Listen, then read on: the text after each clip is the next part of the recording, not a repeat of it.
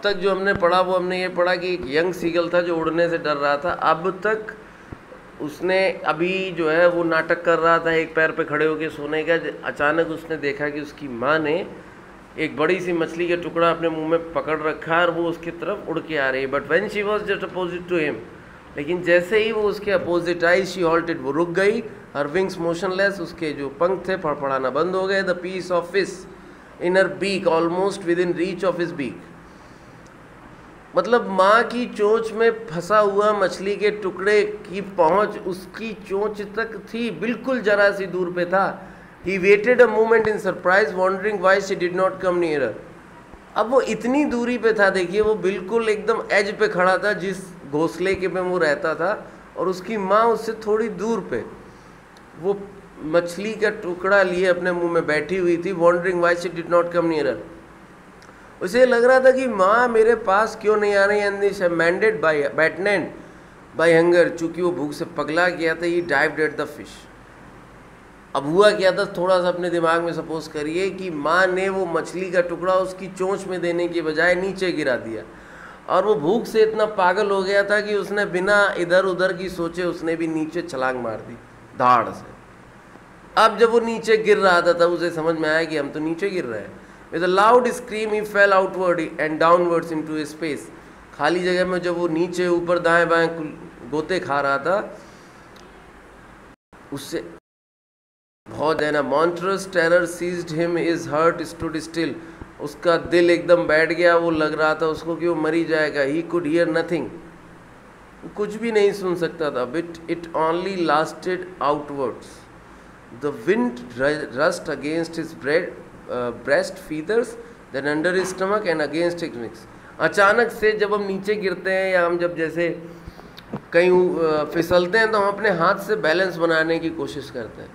ठीक इसी तरह जब हवा में वो हिल डुल रहा था, तो ठीक जैसे कोई रस्सी पे चलने वाला इंसान बड़े से डंडे से अपना बैलेंस बनाता है, उसी तरह अचानक से उसने अपने पंख खोल दिए अपना बैलेंस बनाने के लिए। उसने ये उड़ने के लिए नहीं किया था, उसने केवल अपना बैलेंस बनाने के लिए किया था। अचानक से जैसे उसने पंख खोले, देन अंडर हिज स्टमक, हवा उसके जो पेट से होके निकल रही थी अब कहाँ से होके निकलने लगी, अगेंस्ट हिज विंग्स, पंखों से होके निकलने लगी। He could feel the tips of wings cutting through the air.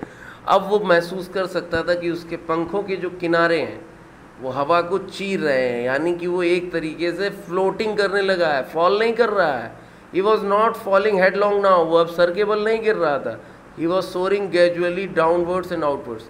अब वो धीरे धीरे एक तय सीमा से नियंत्रित तरीके से नीचे जा रहा था।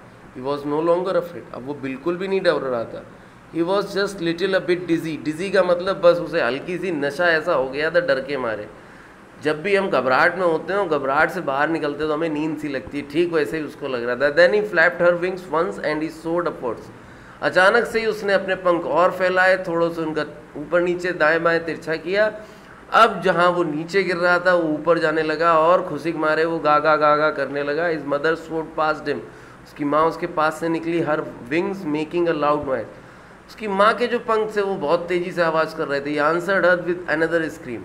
उसने दोबारा चिल्ला के अपनी माँ को जवाब दिया कि देखो तुम मेरा मजाक उड़ा रहे थे, now I can fly. Then his father flew over him screaming. He saw his true brother and sister flying around him. उसने अपने पूरे परिवार को अपने आसपास उड़ते देखा, कर्वेटिंग गोता मारते देखा, बैंकिंग एकदम सतह से छूते हुए उड़ते देखना, सोरिंग मीन्स भी उड़ना होता है, डाइविंग मीन्स गोता लगाते देखना होता है। Then he completely forget that he had not always been able to fly. अभी वो तुरंत, उसको 2 मिनट पहले उसे उड़ना नहीं आता था, अब वो इतने अच्छे से उड़ रहा था कि वो भूल ही गया था कि उसे उड़ना नहीं आता था। And condemned himself to dive and soar and curve, shrieking shrilly. अब वो हर कोई चीज़ कर रहा था जो वो पहले करना चाह रहा था। He was near the sea now, flying straight over it, facing straight out over the ocean. He saw a vast green sea beneath him. अब उसको अपने सामने एक बहुत बड़ा समुद्र दिख रहा था, with little ridges moving over it, हल्की हल्की लहरें दिख रही थी उसके ऊपर। And he turned his beak sideways and cawed amusingly. अब वो खुशी के मारे हंसता जा रहा था। His parents and his brother and sister had landed on his green flooring ahead of him. उसके माँ बाप भाई सब बैठ गए थे ग्रीन फ्लोर जो हरी घास थी उस पर। दे वर बिकोनिंग टू हिम कॉलिंग श्रीली, वो उसका मजाक अब नहीं उड़ा रहे थे, वो उसको प्रोत्साहित कर रहे थे। He dropped his leg to stand on the green sea, his leg sank. उसको अभी तैरना नहीं आता था, उड़ना तो वो सीख गया था। उसने वो जो ग्रीन सी था उस पर अपने पैर रख के खड़े होने की कोशिश की, बट उसके पैर उस पर डूब गए। He screamed with fright and attempt to rise again, flapping his wings. अब उसने फिर से उड़ने की कोशिश की, बट उड़ नहीं पाया। But he was tired and weak with hunger and could not rise, exhausted but the strange exercise by this strange exercise. अब चूंकि वो इस अजीब सी कसरत से थक चुका था, इसलिए वो डरा हुआ था, उसने कुछ भी नहीं किया। His feet sank into the green sea, उसके पैर उस समुद्र में डूब गए। And then he barely touched it, तब उसके पेट ने उस समुद्र को छुआ। Then he sank no farther, अब वो बिल्कुल नहीं डूब रहा था। He was floating on it, अब वो उस पर तैर रहा था। And around him his family was screaming, उसकी फैमिली आसपास उसे चिल्ला रही थी, praising him, उसको प्रोत्साहित कर रही थी। And their beaks were offering him scraps of dogfish. He had made his first flight, उसने अपनी पहली उड़ान भर डाली थी। Thank you very much. कल हम इसका नेक्स्ट पार्ट पढ़ेंगे।